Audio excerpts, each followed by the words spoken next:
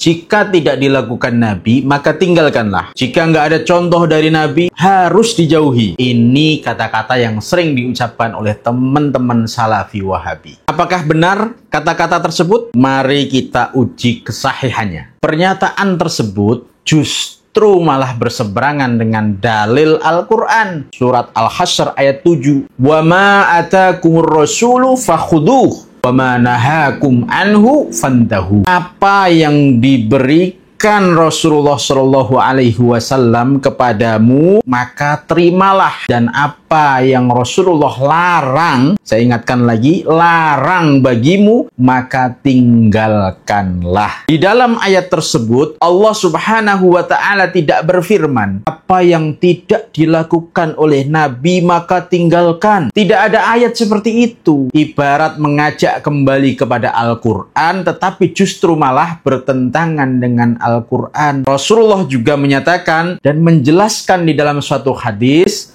ma ahallallahu fi kitabihi fahuwa halal. Apa yang dihalalkan Allah di dalam kitabnya, maka itu halal. Wa ma harrama fahuwa haram. Dan apa yang diharamkan Allah, maka itu haram. Wa ma sakata anhu fahuwa afiyah. Dan apa yang didiamkan Allah, itu adalah bentuk daripada permaafan, kebolehan. Sekali lagi, tidak ada pernyataan yang tidak dilakukan Nabi maka tinggalkanlah. Bahkan yang Rasulullah diamkan, tidak berkomentar, tidak membahas terhadap hal tersebut, maka itu bentuk permaafan, izin, kebolehan. Terus ada orang yang bertanya, wah, kalau seperti itu boleh dong Ustadz kita sholat maghrib 4 rakaat? Kan tidak ada larangan. Boleh dong kita tambah-tambahin? Ini bukti pertanyaan orang-orang yang tidak pernah belajar dasar-dasar usul fikih. Ada sebuah kaidah yang sangat masyhur yang terkenal. Al-amru bisyai' nahyun an diddihi min wujubin wa nadbin. Perintah terhadap sesuatu hal itu merupakan larangan untuk melakukan hal yang berlawanan dari hal tersebut. Baik itu hukumnya wajib maupun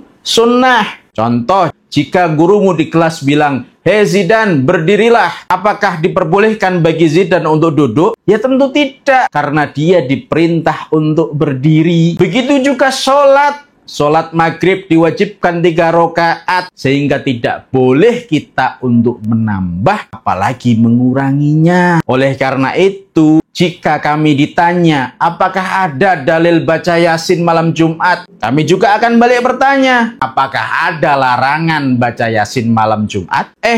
Tapi ada hadis ini loh Ustaz. Man amila amalan laisa alaihi amruna fahuwa raddun. Barang siapa yang beramal yang tidak ada perintah kami, maka amal itu ditolak. Ya benar ada hadis itu. Tapi disinilah yang perlu teman-teman Salafi pahami, bahwa ulama itu membagi dalil menjadi 2. Yang pertama dalil umum, yang kedua dalil khusus. Silahkan rujuk ke kitab-kitab usul fikih ulama, termasuk usul fikih ulama kalian. Jelas dan gamblang di sana, agar kalian tidak melulu menuntut dalil khusus terkait suatu amalan tertentu. Mana dalilnya? Mana dalilnya? Dan hal itu juga digunakan ulama Salafi Wahabi dalam berfatwa.